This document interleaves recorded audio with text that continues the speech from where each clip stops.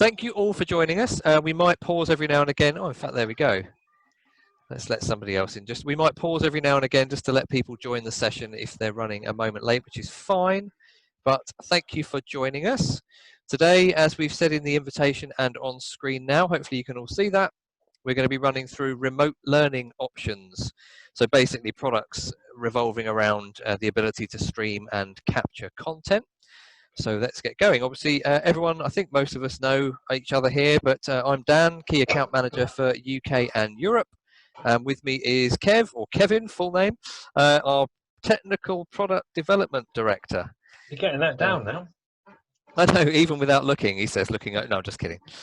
So we'll guide you through a few bits. I'll give you a bit of an overview. Kev is obviously very familiar with all of these products in the fact that he helps develop them for the UK and European market. So we'll go through them now. Any questions, feel free to put them in the chat.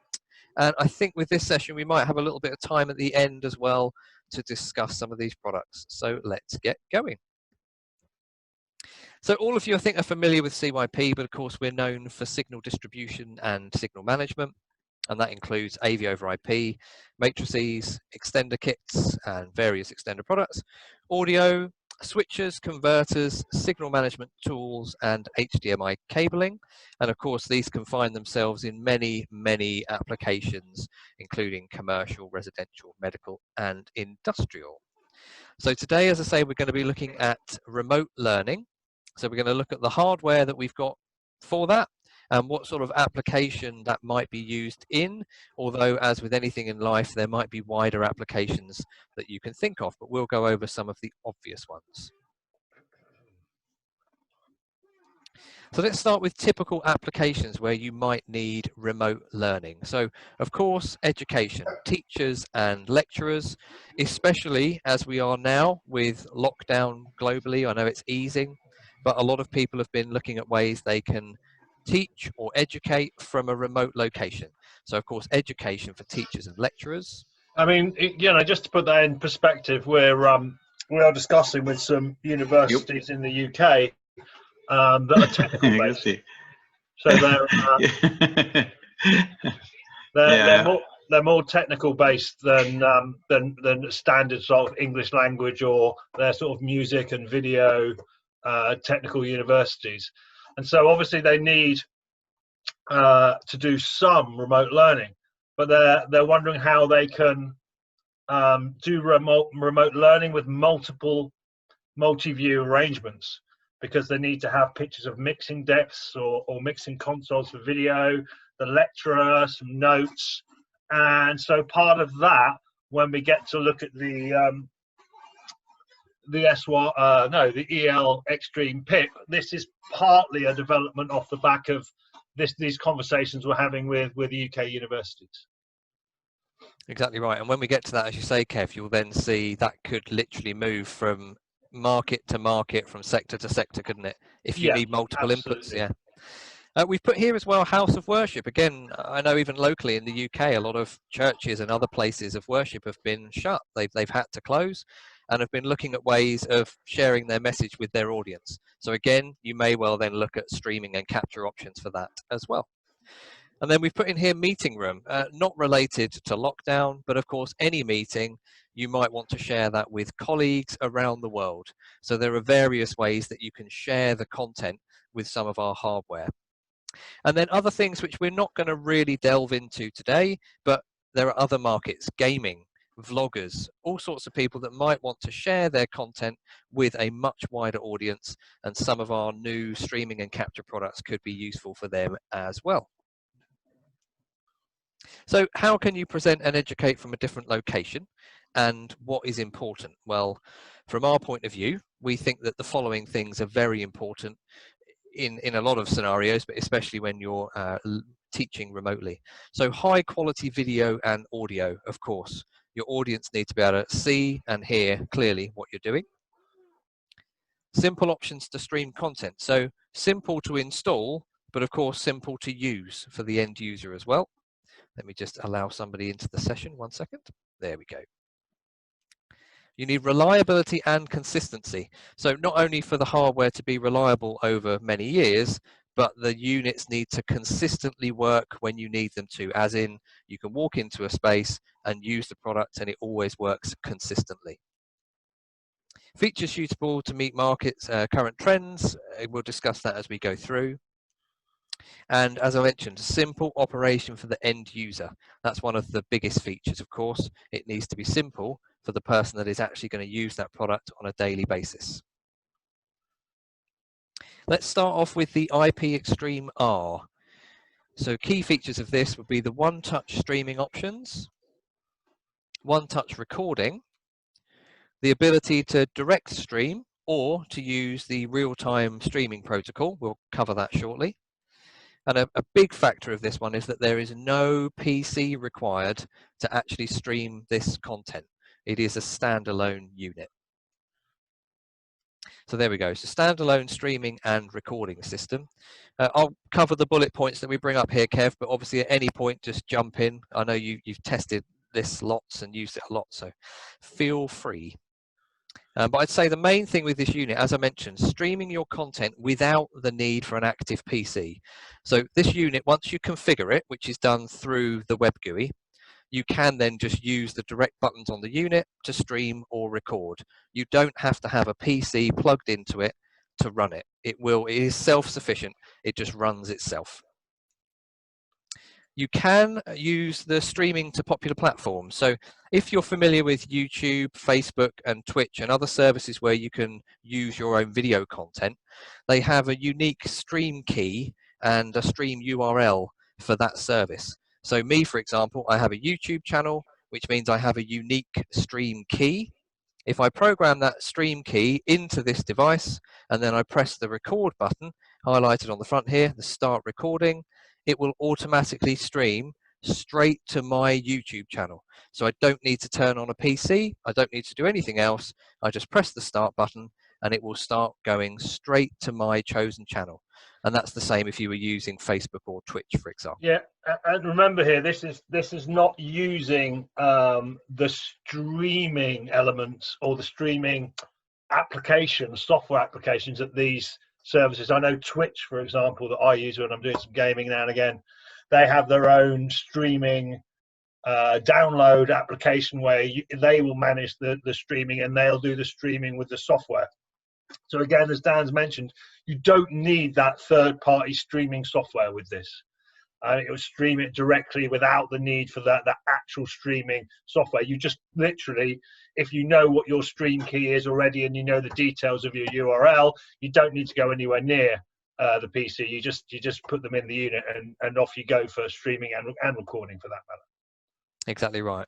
I must say I did test this product because it's one that's very interesting to me. And within my YouTube account, my personal YouTube account, you can actually just set in there a default for what the stream is called and a description. So anytime you press start, it can automatically just say, Dan is live streaming, or anything you want in there. You can set that in your YouTube settings, but as Kev said, you don't have to do anything else. Just then press start on our hardware, and it will then just start streaming to your chosen service. You've then got the support for real-time streaming protocol. We do cover this in a minute, Kev, on the web GUI, but do you want to go through it when we get to the web GUI? Yeah, I mean, real-time streaming protocol is an incredibly useful thing. I mean, this is another key element to this product, that it enables real-time streaming protocol. So it's a protocol that's actually built into media players. The classic being VLC, but many others as well. But VLC is good because it's cross-platform from Mac, PC, Unix, and lots of different things you can get it on. And this allows you to actually pump out your stream to people who aren't used to using YouTube and Facebook or Twitch or aren't comfortable using it. They can literally, you can just provide them with the real-time streaming protocol URL, and they literally can just copy and paste it into a media player and hit play, and they'll see your stream. So very quick and user-friendly for the person at the other end. You don't have to be going onto YouTube. You don't have to have a Facebook account. You don't have to have a Twitch account, and you can still view the stream that's being provided for you. Super. I just noticed something as well, so I'm just going to go back a step there. Apologies. The orange box here is actually around record, and I've just seen there. We were talking about streaming. The streaming start stop are actually on the right-hand side here, and then the option to record is here, and we'll cover recording in just a moment. So as Kev said, support for real-time streaming protocol. The HDMI input and output will support 18 gigabits per second. So obviously you can take your content and still pass that through to a local screen. The actual stream will be up to 1080p 60, which we'll cover in a sec. Yeah, and that's auto converted. So another, you know, the signal is maintained with a pretty low latency through the I/O, the HDMI I/O, but the stream is dropped to 1080p 60, and obviously there's an obvious latency going on with your stream, as there is with all these things. Do you want to quickly go through these various streams as well, Kev? Yeah. So the idea here is that the unit is actually generating multiple size streams, and when you go to view it through Facebook, Twitch, or yeah, IBM Cloud Video, whatever you're using to push your stream across, there's a protocol behind this where the person who is viewing your stream, information is base information, a bit like an EDIT that we all hopefully know, video and audio exchange between a source and a screen, so that the source knows the capabilities of the screen. There's a little bit of that goes on. So if you're sitting there on your Samsung or Apple phone, there's a communication that happens as you begin to take the stream that tells the stream creator, in other words us, in other words the IP-XTREAM, are what the capabilities and what the resolution is and the timing is of your screen.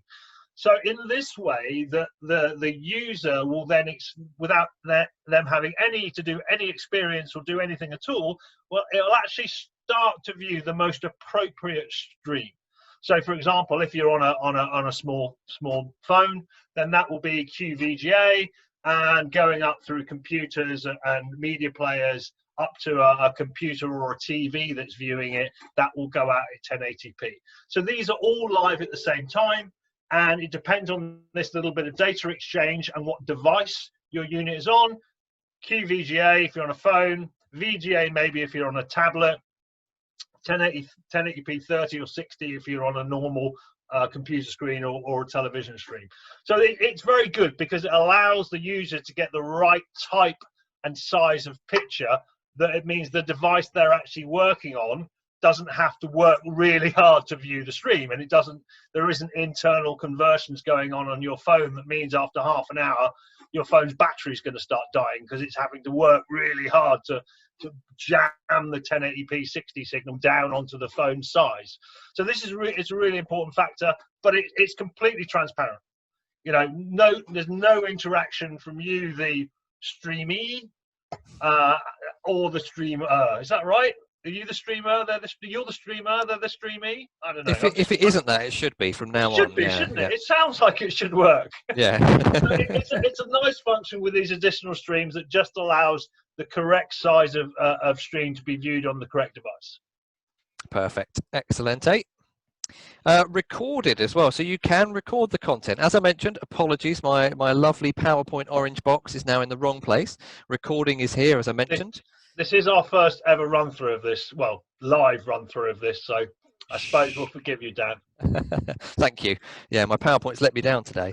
But you can record any of your content as well. So that can either be to a local SD card, which you'll see the slot for that on the right-hand side, a micro SD card. It can be to an attached USB storage device on the back of the unit. This is actually a multi-purpose. That's a service, and it's for the USB hard drive.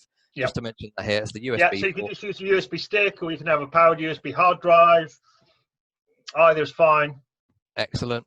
And you can actually record to a NAS drive. So if you have got a network area storage, network area storage, a NAS drive, then you can record directly to that as well in the relevant format showed on screen there. And again, that is done simply through the start stop buttons on the front of the unit, or you can do it through the remote control, which we'll look at in a second. Obviously, to mention as well, though, of course, this is all based around non-HDCP protected content and sources. Do you want to quickly just touch on that, Kev? Yes, at this stage, all streaming is restricted, and it depends on the device itself. And at the moment, the laws are that even at lower timings, then we're still told that you can't stream HTTP protected devices. So this gets very odd in the gaming world. For example, when you've got most Xboxes I've ever seen, for example, when you plug them into a streaming device, they don't output HTTP. You know, they're aware of the fact what you're doing. The EDIT identifies the device as a streaming device, and they don't output HTTP. So when our tests, whatever Xbox we've used, which is there's a couple of different types. I haven't got the very latest, but the Xbox One S, so it's 4K gaming. But with the PS4 Pro, it always seems to output HTTP, so it's slightly problematic. So it does seem different on different platforms. Certain gaming manufacturers have decided that they will support this type of gaming, and certain ones have decided they won't. Now, whether that's an active decision by Sony or not, I don't know.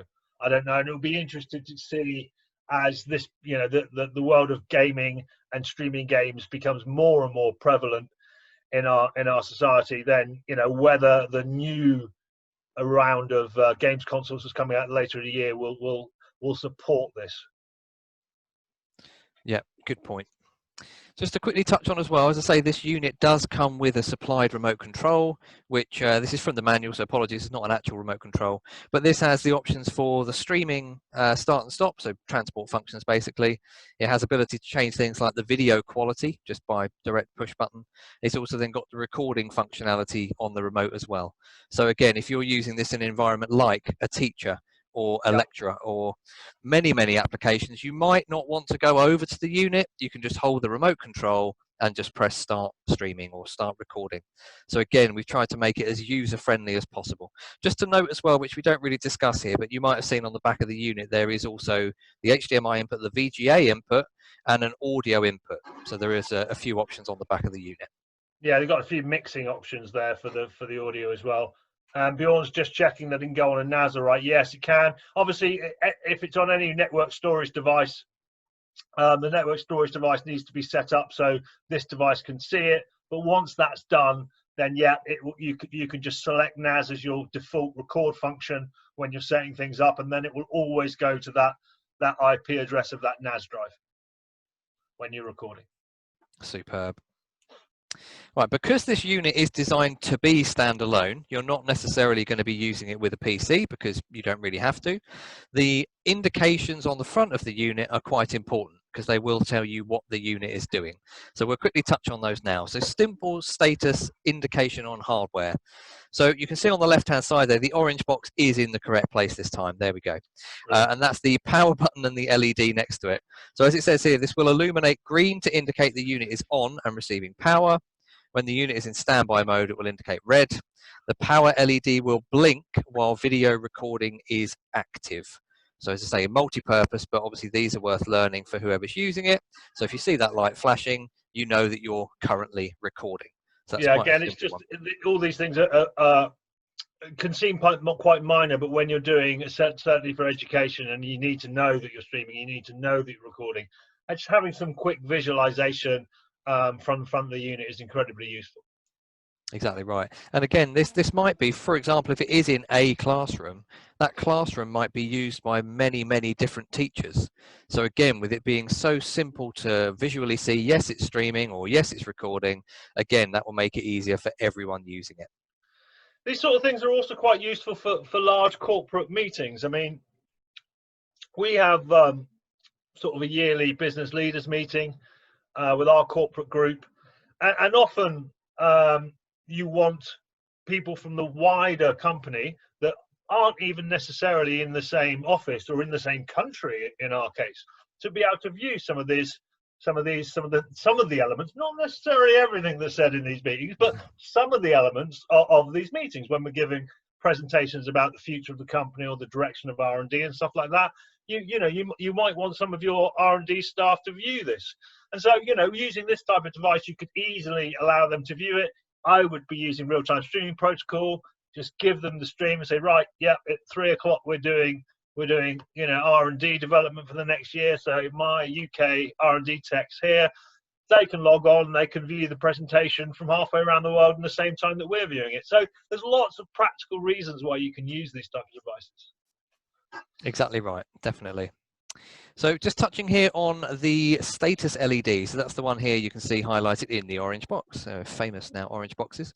So multifunction LED indicating the current video source selection, audio mixer state, and the real-time, what is RTMP? I just thought of that. Real-time streaming protocol is SP, and then you've got the MP. I should have looked that up, shouldn't I, beforehand? But yes, so you've then got, you can see here the color code lower down. So if the unit is red, then that means it's on the VGA input. If it's blue, it's on the HDMI input. And then if it's purple, it's a video source. So video is HDMI with the audio mixer enabled. And we'll look at the audio mixer on the next page or the page after. And then also you can see there, if it's a solid color, that means that it's currently streaming. Sorry, that streaming is inactive, my apologies. And if it is blinking, then the unit is currently streaming. So again, this light here will start blinking when you're streaming your content. So that RTMP is just, it means it's streaming in some way or another, or someone's viewing it. So it could be the Facebook, Twitter, YouTube type of streaming, or it could be real-time streaming protocol. It will do for both.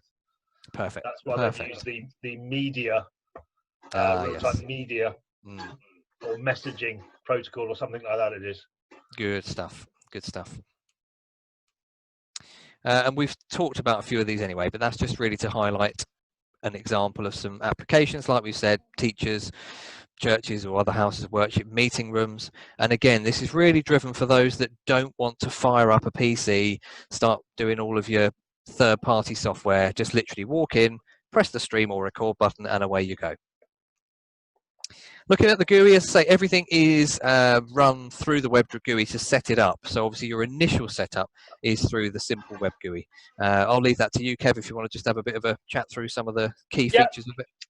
So in the streaming area there, you'll get a view of either the main or the second stream, depending what you decide. The way the main one's blocked out there is telling you what you're viewing.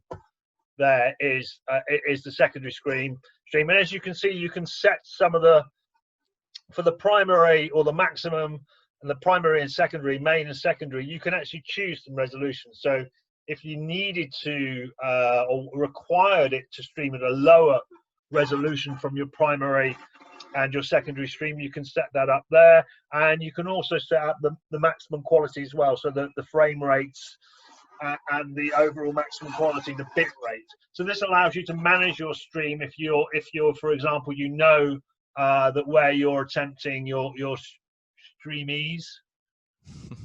I'm gonna get that working in a minute. I'm gonna get that working.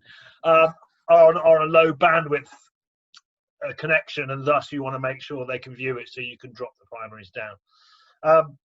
And there you've got your stream URL. So as Dan was saying, that's his. That's your YouTube channel or your Twitch channel or whatever, and then your stream key, which is the confirming that you are you, because the stream key is only available. Let's take Dan's amazing YouTube channel with how many people have you got on that, Dan? Only 171 at the moment, not quite in the millions. Is that your followers? 171. Yeah. That's not bad. It's not bad. Not bad. I've got none. Okay. There's always tomorrow. Yeah. So that stream key is only available via the login of the user. So you can't find that anywhere else. So it's a secure way of doing it, and then you can play it out from there as well.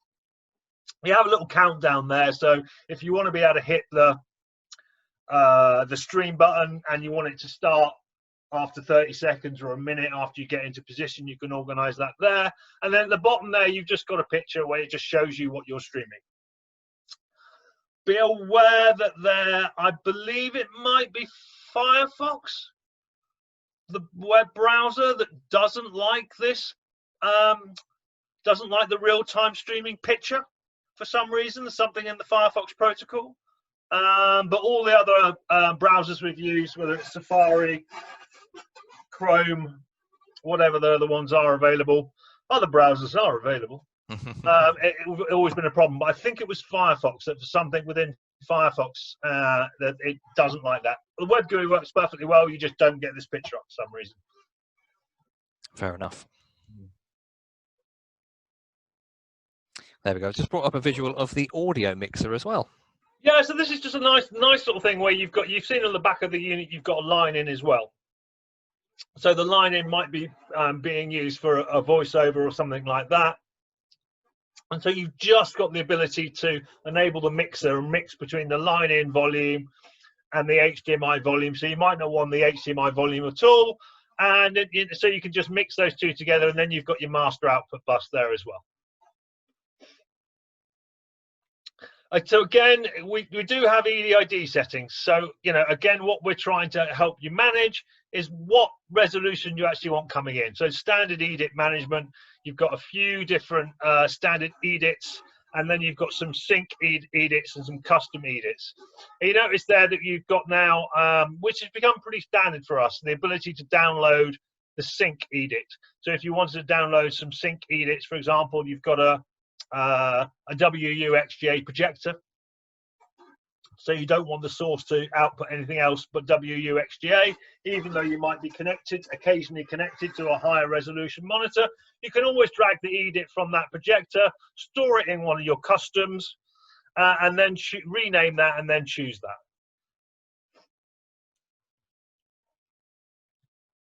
So the recording setting and scheduler, this is reasonably self-explanatory. So recording on and off. Under storage, you have the different types of storage you can use, which is again the micro SD, the USB, or the NAS. And then you've got an auto function. I think from memory, the auto function starts at the NAS, then USB, and then SD. So if you set up a NAS, it will always go to that. And then you've got recording resolution. So again, that's up to 1080p 60, the frame rate and the quality again. And then you've got the NAS recording details. So this is where you set up the IP-XTREAM to see your NAS. So you can check it's there, check it is, and then it will just automatically, with it enabled, record to that as well. And then you have a little record scheduler. So if you want to be recording certain elements at certain times of the day, so for example, you're a school administrator and you're just going to record a few different elements of the day to try and get an idea about how things are working and how the recording's working, you can set it up there. Or if you want to always record that gym session that's going on, or a regular weekly meeting at work that you want to stream out for all your colleagues to be able to view later as well, then you can set up regular recording schedules there as well. Fantastic. So this is just the live page again. So here's where you select whether you're actually coming from the HDMI source or the VGA source. The codec, the frame rates, and the quality are all dealt with somewhere else. And there you also get a live picture of the stream. This is always the primary stream. And then there at the bottom, highlighted in our classic green now, is our primary stream address. So this is our real-time streaming protocol address. So this is based on using a real-time streaming protocol // and then it will always be the IP address on your local network of the IP-XTREAM, and then live, and then the channel that you want to watch. So 1 is primary, 2 is secondary, 3 is VGA, and 4 is QVGA. So you can change that channel 1 to channel 1, 2, 3, 4, and then you've got the codec and the codec that's being used. So this is what you give to someone else if you want them just to be able to use real-time streaming protocol. Pop that into a media player and away you go. Have we got a picture of that, I think, haven't we?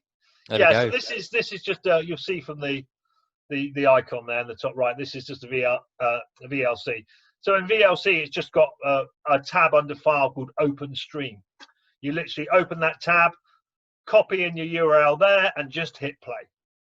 A couple of seconds later, the stream will come up. Simple. Perfect little system. Oh, and here's your baby as well, Kev, the system you've been working on. Oh, right, yes. So this is the idea of of being able to make advancements to how you're streaming and what you're streaming by using some chroma keying, much like a sort of weather girl standing in front of a green screen, if you will, or green screening. So this is just using the EL-XTREAM-PIP. So a camera would go into HDMI input 1. It must go into HDMI input 1, the camera. And then your presentation source will go into HDMI input 2. The EL-XTREAM-PIP has just had a new firmware written for it in the last month or so, which just enables you to manage HDCP a bit better. Because, well, I was going to say we all know, but perhaps we don't.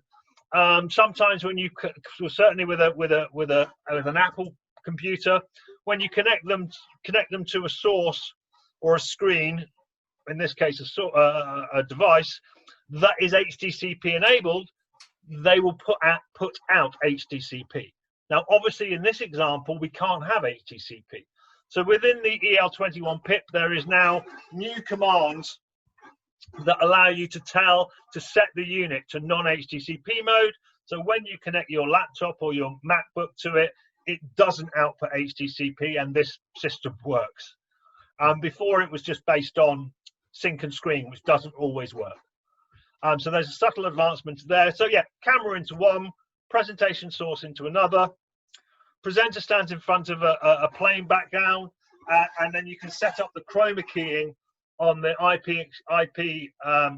the EL-XTREAM-PIP to chroma key through the video and send that directly into the IP-XTREAM-R, then take the output of the IP-XTREAM-R and normally put that behind the camera so the presenter can look through the camera and see themselves on screen. Oh, there you go, lovely.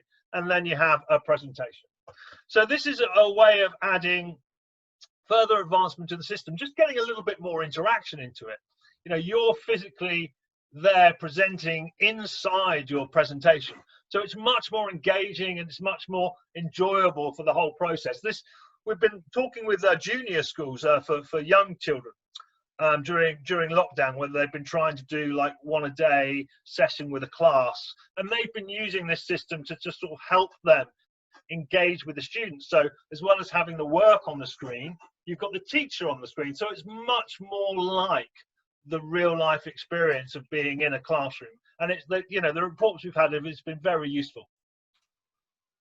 Yeah, so that's exactly what I'm talking about, Bjorn, the Macs. So with Bjorn's just talking about DHCP, I think you mean HDCP, but yeah, that all you have to do where you have a MacBook or even some of the latest PCs do this, where they force whenever they see anything they're connected to with HDCP enabled, they stick out HDCP, which will then happen, or what will happen is your camera and your presentation PC will go in, it will come out to the IP-XTREAM-R, and then you'll go to look at your stream and you'll have a signal saying HDCP, and it won't stream.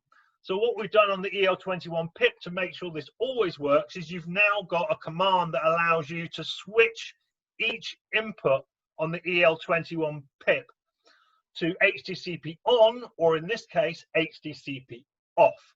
Then when you plug your computer into it, whether it's a Mac or any Windows system that bungs out HDCP unnecessarily when you connect it to something, it sees from the 21-PIP that it's a non-HDCP device, still outputs the video and audio because it's your computer, you own the content, but without HDCP. So when it runs through to the IP-XTREAM-R, you get your stream without any HDCP protection.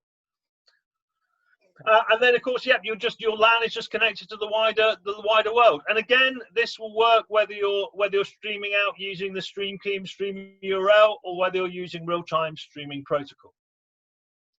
Exactly. And to make it easy for, say this is one person on their own, we'll just highlight again that the unit can then simply record from the buttons on the front, or it can simply stream from the buttons on the front. Or again, that could be done with a remote control. Again, if you are a teacher, you're working from home, you may not have somebody to help you, so you can just use the remote control, start your stream, away you go. Really simple. And it's also, I guess, worth pointing out that you could swap the IP-XTREAM-R here for the SY-XTREAM that we're just about to talk about. But you would then need a PC with third-party streaming software on it to take the stream out. But theoretically, well, not theoretically, practically, I've done it. You can use the USB video grabber that we're just about to show you next. But you will need a piece of streaming software on your PC to get this out. That's a perfect segue then, isn't it, really, to talk about the SY-XTREAM. There we go. Anyone would think I planned it. Exactly, brilliant. Some of you may have seen, this initially did have a slightly different name, but obviously to keep it fully in keeping with this range, it is now the SY-XTREAM. Key features of this then, so obviously it can capture and record, again, when paired with a laptop. USB 3 connectivity, simple setup and use, which we'll look at in short now. So here we go. The unit is simply HDMI in and out with the USB 3 connection and a separate audio input. Easy setup and installation. You can see there on the diagram on the right hand side, as it would be expected, HDMI in, HDMI out. We'll cover full specs in a minute. We'll just go over the highlights quickly. Audio input separately, as we said there, which could be used for either a third-party media player of some sort, or as Kev said earlier, maybe a microphone, more likely for things like vloggers and gamers and such like. This can be powered via the USB 3 connector. If you don't have USB 3 on your device, then there is a way of doing that separately, but it can be powered through that single USB 3 you need the little connection. USB 2 to 3 adapter with the power thing, I think. That's it, which I think comes supplied anyway, doesn't it? So it comes with a USB 3 cable, but not a power adapter for USB 2. But again, there's lots of, certainly it's hard to buy a laptop now without, or any PC without some kind of USB 3 or C on it. True. A simple software application. I personally haven't actually used this one, Kev. So is there much more to go into really apart from what you see on screen? Literally, the idea of this one is it's just rather than having all of the streaming elements of the IP-XTREAM are on board, this is just doing the capturing and recording, so it can set up for that, and then you must use a computer with a third-party stream software if you wish to stream it. But essentially, the hardware at the capture and record level is pretty much identical to the IP-XTREAM-R. It just hasn't got all that separate functionality, so you need a different computer.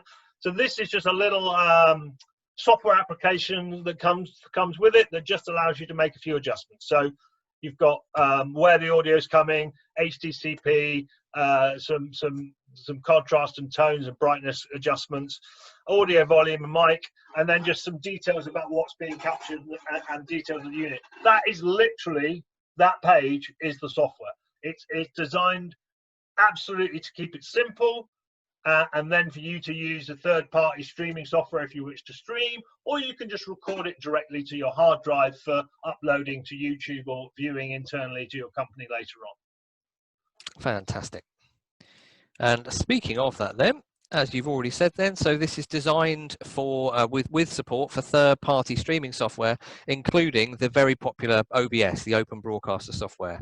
So again, yeah, if you've not used that, it's a pretty standard broadcasting streaming software that's got very, very good features, considering it's a free piece of software. If you're looking for something that does that, and you're looking for something that is commonly used throughout the industry, then have a look at OBS, because it's a very, very good package. Lots of audio mixing, lots of video mixing in there, lots of record and streaming options in there as well. It's a very, very good device. Exactly right. I think even I have seen there's lots of modifications for it as well, for adding different skins. So if you are a gamer or a vlogger, you might find a skin for it. It also incorporates, you can incorporate, directly into Twitch or Facebook or YouTube, much like you can do with the IP-XTREAM-R. You can do it with that as well. It is quite complex to use because it is designed for professionals. But at the same time, if you're going to do this regularly, I would recommend it. Maybe if you're just doing it more on the fly, then that's where the IP-XTREAM-R comes in anyway, because that is designed to make, once it's set, to make the user really simple for the user. Excellent. So as with the IP-XTREAM-R, you'll see there are a lot of similarities, as Kev has said, with certain features. So again, 4K 18 gigabits per second in and out through the HDMI. Automatically scaling 4K sources to 1080p for the USB capture. So again, the maximum this will do for the capture and record is up to 1080p. Is that 1080p 60, would I assume there, Kev? Yep. Oh, of course, it says it on the little bit above. That'll be helpful. So again, as we said, the unit can be powered directly through that USB-C connection, or there are other ways to power that separately if you don't have that. Supports video timing stabilization, all just ways to make the video, I guess, better and improved, Kev. Yeah, I mean, it's just trying to deal with, you know, it's like any system of transferring HDMI. It's trying to stabilize the image and make sure you get the best image as you possibly can. Fantastic.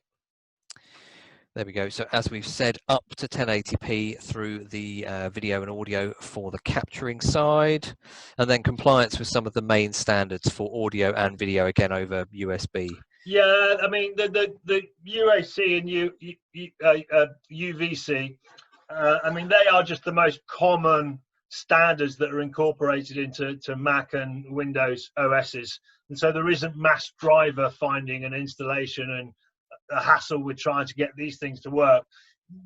The vast majority of the time, you'll plug it in, it will go, oh yes, you've got this device, I will do this. It's done. Excellent. Well, there we go. That kind of covers that one. And then you've got the EL-XTREAM-PIP. So as many of you know, our PIP devices are multi-viewers. So picture in picture, picture on picture, things like that. So this is a 4-input. Let's bring up the back of the unit as well, though, actually. So in environments where you need multiple inputs into the unit, but you also possibly want that ability to stream or capture, that's where this one comes into its own. Let's bring up the main details on here. So as it says, a multi-viewer with that USB capture and recording. Basically, yeah, so this has got the SY-XTREAM-R in it.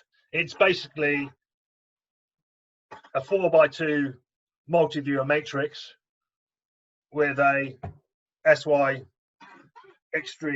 in it as well. It's actually an EL-XTREAM-PIP, which is a new product that's coming out in a few months, and an SY-XTREAM put in together. So this is a reaction. This product is a little bit of a reaction to the global pandemic, and the information and work we've been doing with universities in the UK to allow them to have multi-view video capture and thus streaming. Yeah, exactly right. So again, same, well, the features we're going to talk about now are the same then as the SY-XTREAM. So again, the same support for third-party streaming software, including OBS. As we've said, the 4 HDMI inputs with the multi-view arrangement. So as Kevin mentioned, this is basically one of our multi-viewer devices. So that will be sort of quad view or picture on picture, picture in picture. So again, the ability to mix and match those 4 video inputs and then obviously send those out through one HDMI connection or out through the USB capture as well. And then, yeah, flexible monitoring with third-party streaming software. Again, we've pretty much covered that, but you do get the idea there regarding the capture and streaming side. And then we've just given an example here of some of the traditional sort of multi-view options that you could get. And we'll cover in a second some of the options where you might use this. I'm sure most of you are already thinking where you might use this technology. Kev's already said with the education market, but this could also be things like medical, where you've got an input for a camera, some vital statistics, that sort of thing, all running into the device and out from there. And again, obviously being a multi-view, it does have the scaler as well. Yeah, it's just really convenient in these areas where what you're trying to do. I mean, medical is a great example. I mean,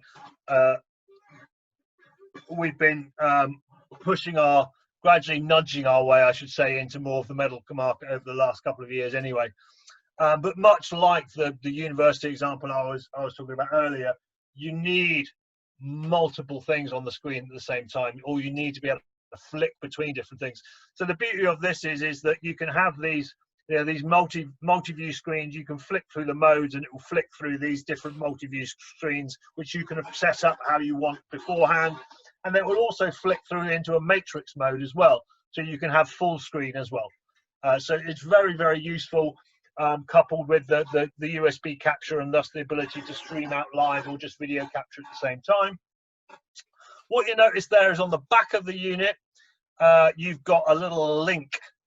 So actually you need to make this physical link on the back of the unit. So output B needs to go into capture in. So again, this is, as I say, because this is to an extent a reaction to the global pandemic, that there needs to be this physical external link between these two HDMI ports. But simply done, and yeah, good device. So let's have a look. As we said, applications, again, I'm sure lots of you are thinking of different ones, but as we said here, so education, where you might be combining the presentation from the teacher or lecturer with their laptop, maybe a document scanner, a webcam, a variety of things could be inputted into this unit. Obviously, local HDMI output to a local screen if there's no lockdown and they're presenting live, but then that option to be streaming that content as well if they've connected it to a local PC and are using some sort of third-party software. Medical, as we discussed, again, operation cameras, vital signs, other inputs going into it. Again, all with the ability to simultaneously stream via a third-party laptop. And again, it could even be gaming. A lot of gamers, of course, out there will use their gaming content, also maybe a face camera, maybe even a top-down camera on keyboard and mouse, or the way they're using their controller. So again, a variety of ways that people could use this and then simultaneously stream that content. Yeah, or multiple gamers on the same feed that they want, you know, sub pictures of the 2 or 3 gamers in the gang doing that. We've seen it used like that as well. Fantastic. Takes me back, old school with old split screen. Yeah, so, yeah. The good old days, huh? Yeah. There we go. So just to summarize. Exactly. So just really to summarize, we are actually on time for once, Kev, so we might have a little bit of time at the end for some questions, but we'll just quickly summarize then. So you've got the standalone IP-XTREAM-R, so standalone recording, standalone streaming, all in the one unit, no need for a separate PC to actually run live. You then got the SY-XTREAM, which is basically a USB capture and recording device, just basically bridging the HDMI gap into your laptop or PC. And then you've got the EL-XTREAM-PIP, which, as we said, is then the multi-viewer with the streaming capabilities, or capture capabilities, should I say, as well. Bastian is just asking, Bastian, have you been there all the time? I didn't notice you. Sorry, buddy. Hi, Bastian. How are you? Bastian's asking whether the EL-XTREAM-PIP will fit into the rack. Yes, if you just go back a page, Dan. So the IP-XTREAM-R fits into the rack 600 in one slot. The EL-XTREAM-PIP also fits into the rack 600, but it takes up 2 slots. And the SY-XTREAM fits into the rack 300. So all of them will fit into various of our racking units. Yes. I'm always brilliant. Any other questions in the chat, Kev, that we didn't get through? Well, I know you got through most of them, I think, as they came up. Can you show the chart from the SY-XTREAM with the wiring diagram? Yeah, we can. That's also, you can see that on the website as well, Martin, I think. Is that on the IP, on the SY? Have they got that? So on the SY, what you've got is you've just got the HDMI in and out. So in from what you want to capture, and then an analog audio in. But then you've got that USB 3 connection to the laptop. So this is what is powering the unit, and where the conversion is happening. Video comes in, USB stream of the video, and the audio goes out to the PC. At that point, you can view it, you can record it, you can stream it. So again, it's a little bit simplified, and it does rely on that computer to get the full functionality, well, to get any functionality of the unit. I suppose there's a good point with the IP-XTREAM-R as well. The fact that where you're streaming to is set in the hardware, you could take that IP-XTREAM-R from place to place to place to place. Yeah. And as long as you've got an internet connection, you hit stream and it starts streaming. Yeah. So again, that's another beauty of it, really. Yeah. Absolutely. I can think of a couple of other options and uses for that, but I'm not going to talk about them now. I would imagine that's a safe choice. Any other questions? I quickly just spin back through here so we can have our. There we go. Bjorn's just asking, can you use both audio inputs? Now, this is interesting. On the IP-XTREAM-R and the IP-XTREAM-R, you can mix the audio from the HDMI and the analog audio input. But on the SY-XTREAM and the EL-XTREAM-R, the streaming chip can only handle one audio channel, so that's not mixable. So the only one that has independent audio mixing from the two audio inputs, the analog and the digital, is the IP-XTREAM-R. The other ones, if you need mixing, you'll have to do the mixing pre. Good stuff. Good stuff. I have checked that as well, and we did. It was one of those things where it's typical of Bill to ask something that I discussed with the R&D engineers while we were developing the product. But unfortunately, it's just a difference in the IC that's being in the integrated chip that's being used with it. Just doesn't have those two inputs that can be managed in that way. So again, it's one of those things where you look at when you're developing it and you go, it's going to like almost double the price of the unit to put audio mixing on it. You know, you'd be better off buying a little Soundcraft mixer. You know, it'll end up being cheaper in the long run. So we didn't do it. Good stuff. Just to quickly throw in case there are any other questions coming in, but the IP-XTREAM-R is available, has already come into stock, and I think we've got a few more due in about a week. So that one's going really well. Yeah, the other two, yeah, I think they might early run out of September, stock yesterday, but yeah, there's another 20 or so due in a week or so, isn't there? I think it's literally about 10 days or something. Okay, yeah. And then I believe the other two devices are due sort of early September, if memory serves me correctly. The SY-XTREAM, that should be in stock unless we've run out again. I think so. SY-XTREAM, I think we're still waiting. Yeah, for I think more it's to come been in, quite popular, as you can all understand. Yeah, especially given how things are at the moment. But there we go. We are just approaching our time. So any other questions? Anyone, if they want to unmute their mic and ask a question, feel free. If not, just pop it in the chat. Otherwise, we'll wrap up in a few moments' time. Brilliant. I think that covers it. Yeah, unless anything crops in. No, I think we're all good. Fantastic. Well, in that case then, thank you very much everyone for joining us. As always, lots of familiar faces, so thanks for joining us. This session, as always, will be available on our YouTube channel within the next 7 days. We usually get these uploaded to the YouTube channel, so you can view it back again afterwards. Of course, any questions after the session, do just contact me, Kev, technical support. If you're not one of our distributors, contact your distributor. And any questions, we'd all be happy to answer them. Brilliant. And there's an additional question in the chat from Pascal. Ooh, super. Oh. Another question in the chat. Thank you, It's, Bastian. Very kind. Oh, yes. Yeah, the more than 600 kilobits possible for the bit rate of the IP-XTREAM-R. Let me just check for you. I can't remember the exact maximum that was there. It's H.264, 265, depending on what you're going on.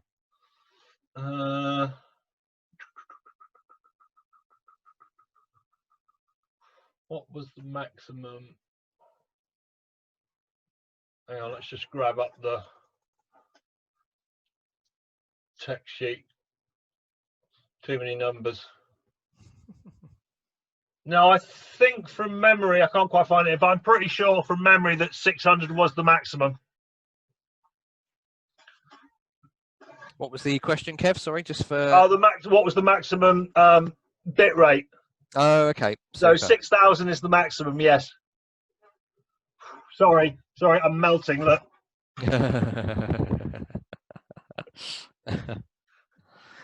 Fantastic. Well, I think that does cover it then. Thank you, everybody. Take care. Look after enjoy yourselves, and we'll see you again soon. Yeah, take care. See you all in the next session. Take care now. Bye-bye. Bye-bye. Bye.